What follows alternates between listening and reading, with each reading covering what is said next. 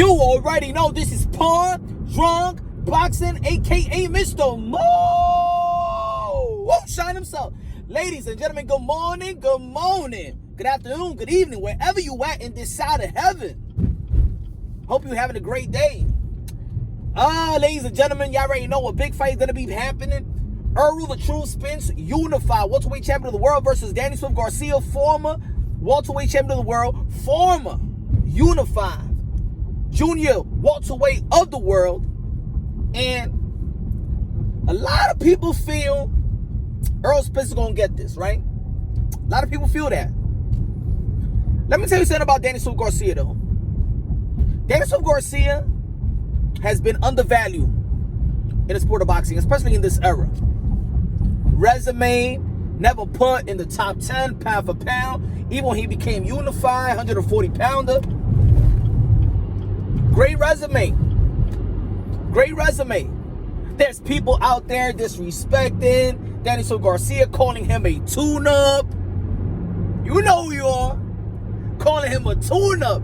Damn, what a disrespect. What a disrespect. Now, I don't believe he's a tune-up, y'all. I believe he's a top welterweight. Now, I question this. If Danny Swift Garcia beats Errol Spence and become unified welterweight champion of the world, if he throws a monkey wrench into the narrative, what am I talking about? The narrative that Bud, and let's not mention Manny Pacquiao, because Manny Pacquiao got to cement the legacy. Manny Pacquiao is the great. Manny Pacquiao, the great. I say, Manny Pacquiao. So let's not even mention Manny Pacquiao, because he got to cement the legacy. Let's mention this era of welterweights. If Danny Swift Garcia throws a monkey wrench into the narrative that Bud Crawford and Errol Spence is head and shoulders above everybody in the welterweight, which that narrative to me is BS, but it's punch drunk. A lot of people just feel that Bud Crawford and Errol Spence, minus Manny Pacquiao, talking about this era, is head and shoulders above it all. Even before Errol Spence won, even before Bud Crawford beat Jeff Horn, people was already saying that Bud Crawford and Errol Spence is the fight.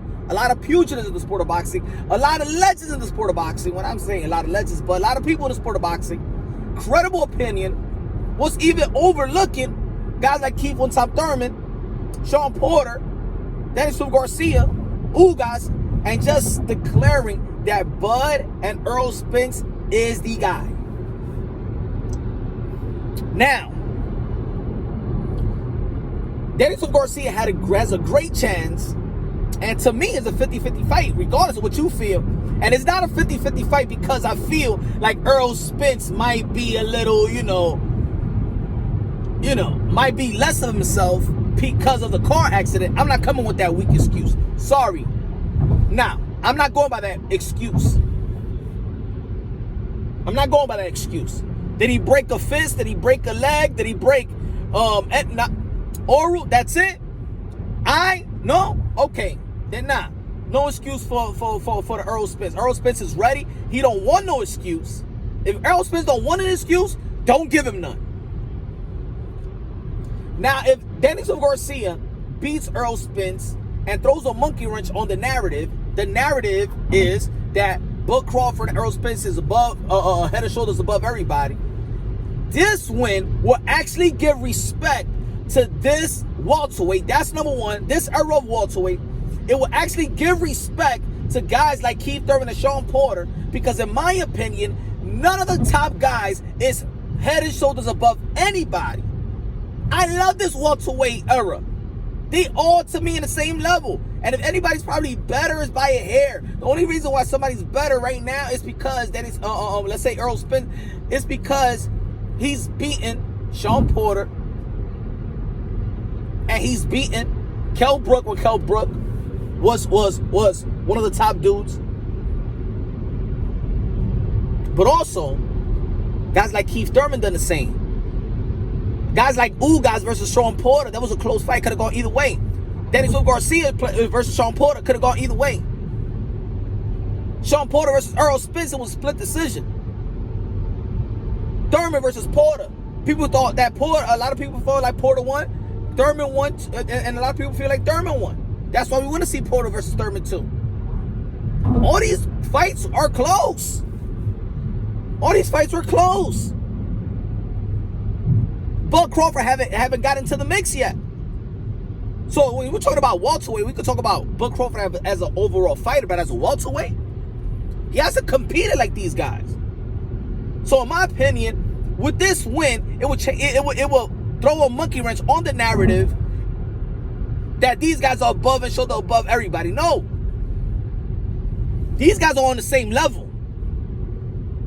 These guys are on the same level. And then, if Daniel Garcia comes victorious, then people will be humbled. That narrative will be humbled. That narrative will be humbled. And if you think that Daniel Garcia, if you think it's going to be a surprise, if Daniel Garcia beats Errol Spence, seems like you need to get to know boxing a little more often, buddy. You need to get to know boxing a little more often.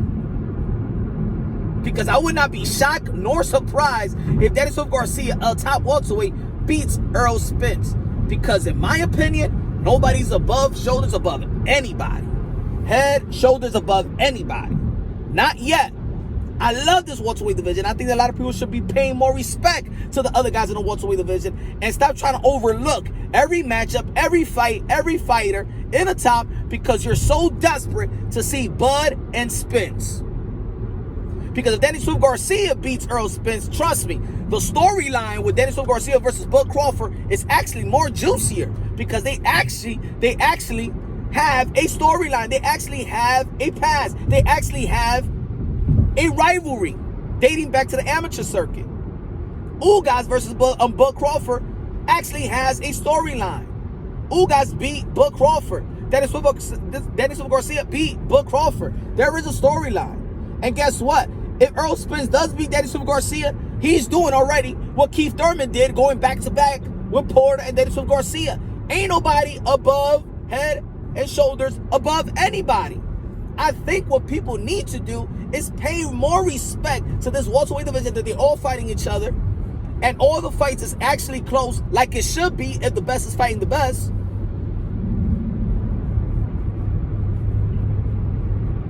Wouldn't it be interesting? Wouldn't it be interesting? Now, who I think is gonna win? I think Errol Spence is gonna win, but I won't be surprised if Danny Swift Garcia wins. I still see that as a 50-50 fight. Can you imagine Danny Swift Garcia wins? He beats Errol Spence, yet he loses to Thurman and Porter, yet Porter beats Ugas, right? Errol Spence beat Porter, but Danny Swift Garcia beat Errol Spence. Yo, this will be so balanced as it should be. If Danny Swift Garcia beats, then that means that Keith Thurman lands back on top of this era, because Errol Spence loses to Danny Swift Garcia, but Thurman beats Danny Swift Garcia and Porter. Whoa. Check it out, folks. All I'm saying is, this is all about narratives. If people actually respect the top dudes as they should, as they all leveled out,